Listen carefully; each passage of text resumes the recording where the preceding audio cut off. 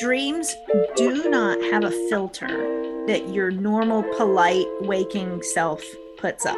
Welcome to the hidden meaning of dreams with Sweet Georgia Pam. It does matter what the dreamer themselves associates with those things that come up in the dream. Spiritual director, dream expert, author, and educator, Sweet Georgia Pam is here to remind us that dreams are the answer. They're always with you. They know you better than you know yourself, and they're always trying to tell you the truth. There's some back and forth here between you and some awareness. And now your host, Melissa Carter. SweetGeorgiaPam.com is the website. She's on social media, Sweet Georgia Pam. You know this by now.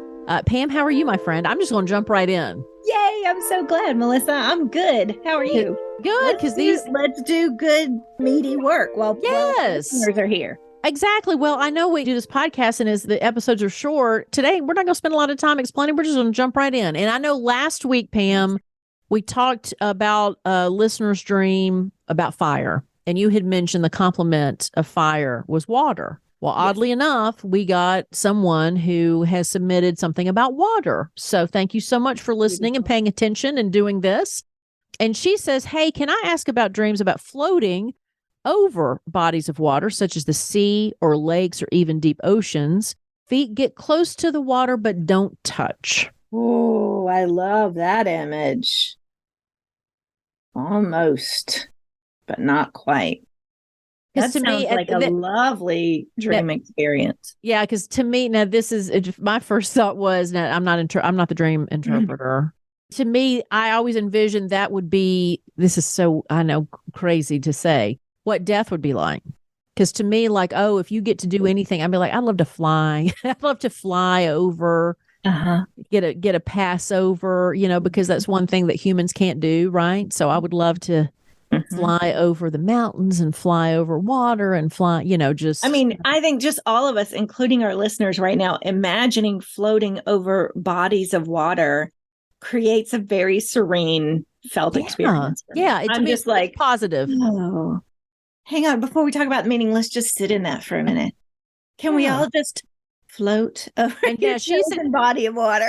She did say float. I'm the one that said fly, because my thought is, for me, it's speed. I want speed and to feel kind of the cold air coming off the water, but she did not say fly. That was Melissa. She said float. Okay, so we've got big or large bodies of water, and we've got floating, and we'll talk about the feet almost touching.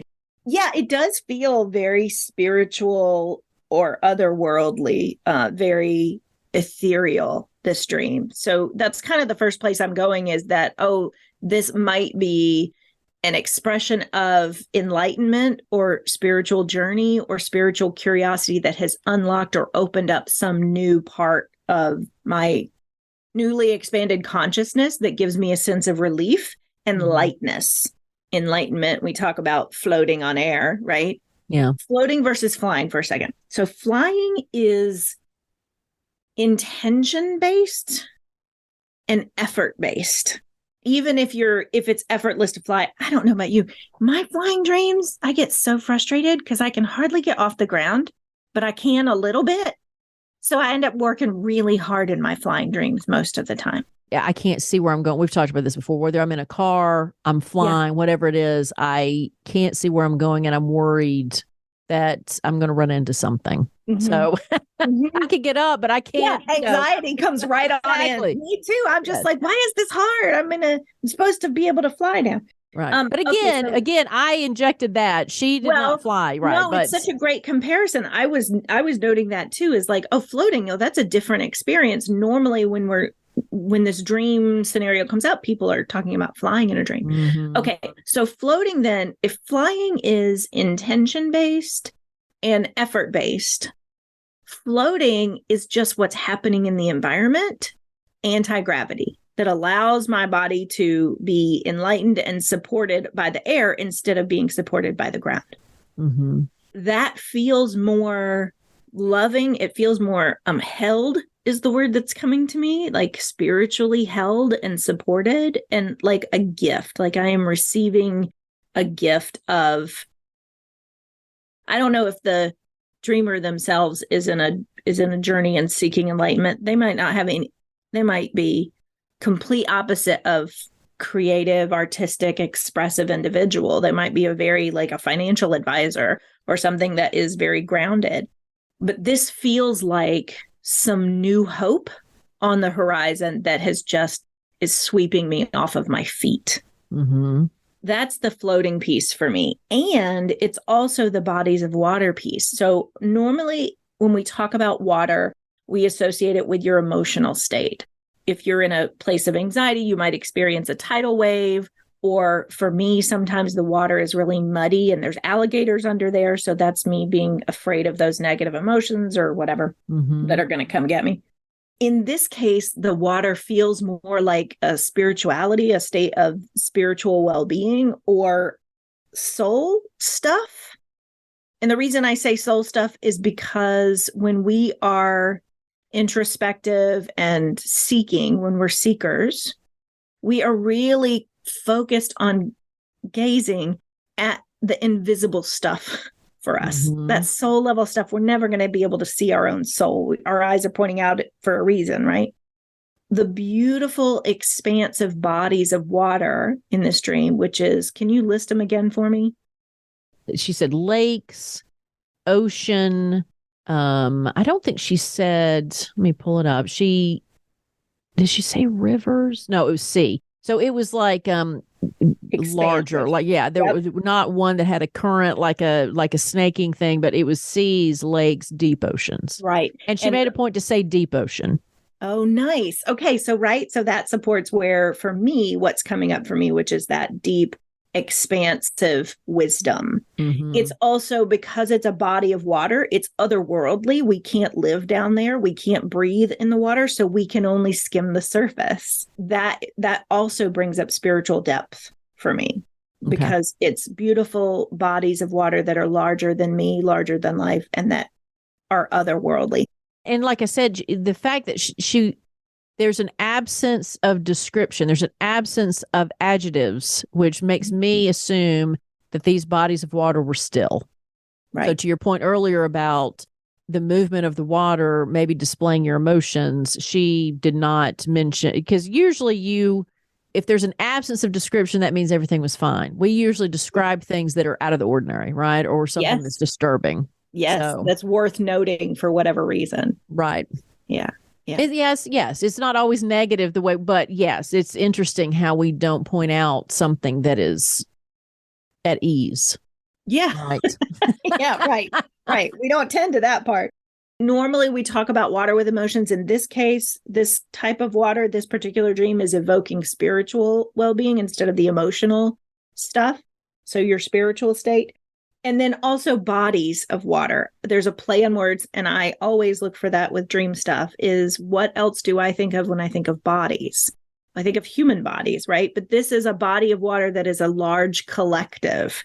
So it's almost as if where my brain wants to go is I am reflecting on, and in fact, water is a reflecting surface, isn't it? I am reflecting on the large collective soul, spiritual soul of the world, maybe, of the natural collection of humans.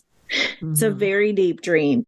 And the feet almost touching the water, which is a great little detail because details are pretty important. The first thing that occurred to me is the way that we describe spiritual journeys sometimes, or spiritual seeking sometimes, is that there's a thin veil between worlds.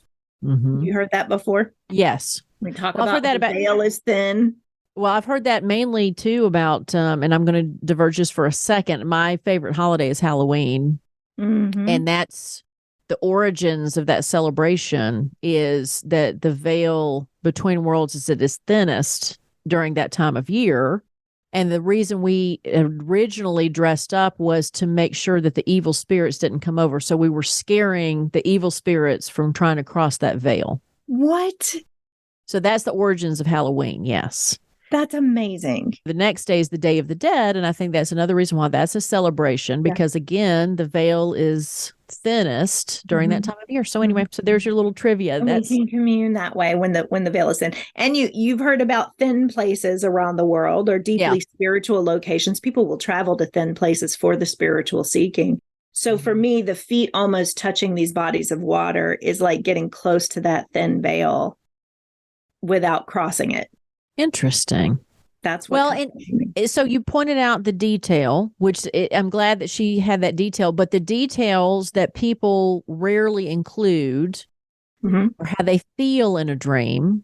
And you have the very one that taught me to not just look at the physical things that are happening in the dream, but also how I feel about it. So it'd be very revealing for her to explain, how do you feel when your feet are almost touching the water, right? How do you feel when you're floating above the water?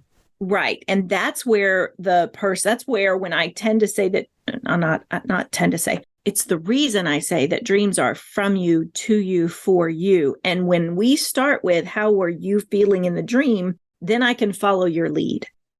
So if this dreamer we made an assumption based on how we were feeling by the description of the dream, which is fine because we're projecting into it, all of this meaning would shift if the dreamer said, I felt terribly unsteady and I didn't want to be floating over the water. Something was almost dragging me across. And, like all of those feeling tones would shift the meaning of the dream to something entirely different. So you're right to say that, emotions are always the best place to start because it's the best way to follow the track of what was really trying to come through. So when you're dreaming and you wake up from your dream, don't omit the feeling you had. I was frustrated this morning. I had this, when I woke up, it felt like a heavy dream, or a complicated or a lot of detailed dream. But man, as soon as I tried to reflect on it, it left me. So because I try to do it as soon as I wake up, because it's almost like I take the time to reflect on my dreams as soon as I wake up and kind of go over them, because I know that if I don't, then I won't remember them later. Right. And boy, that was one that left as soon as I woke up. Like it wouldn't let me. It's like a shadow that you can see in the periphery, and as soon as you turn to look, you shine light, and the shadow's gone. And I was like, "Wow!" I guess I wasn't meant to. If you go to sweetgeorgiapam.com, if you're interested in this, even if it's like it's not so much about my dream, but I just love talking about this or hearing about this, go to sweetgeorgiapam.com. She's got a brilliant newsletter. You can share in her world. Also online, Sweet Georgia Pam is her handle on all social media. Also, if you are someone who wants to better remember these dreams or be like me where it left me, but I want it to grab it and I want it back, 6 Nights to Better Dream Recall is the guide that she has for free on her website, sweetgeorgiapam.com. My love, thank you so much. Sweet dreams, everybody. I hope we all get dreams of floating over beautiful bodies of water. I still want to fly, though. I don't want to float. I want to just... my speed to be so much that the water parts a little bit. It feels my. Ooh, yes. You want to leave a weight. I just want to be fast. You want to create the ripples. We'll see you next time. All right. Bye-bye. The content in this podcast is for entertainment and educational purposes only. Pam Muller is not a licensed mental health professional. If you or someone you know suffers from severe, persistent nightmares, please seek medical help.